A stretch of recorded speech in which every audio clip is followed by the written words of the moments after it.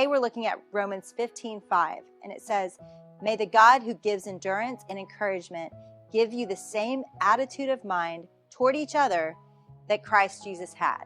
Now, if you go and look in the context of this chapter, you'll see later that the attitude that Jesus had is that of a servant towards each other, which, guys, we are so far from that right now in our world. And what Scripture is calling us to, what Christ intended for us, is that we would honor one another, that we would defer to one another, that we would, it says in the Scripture further on down in 15, it says that we would accept one another, that there would be an acceptance, a mutual love, affection, acceptance for each other. Now, that does not mean that we constantly approve of every other person's opinion, but guys, disagreeing with others' opinions, that's part of living, right? That's always been here. But the reality is, these verses apply today, that we can serve one another in love, defer to one another, that we can have the mind of Christ toward each other.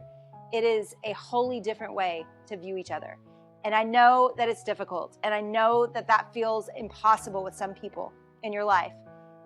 But I think God wrote these verses for the impossible relationships in our lives. He didn't write it for the times that it's easy to do that.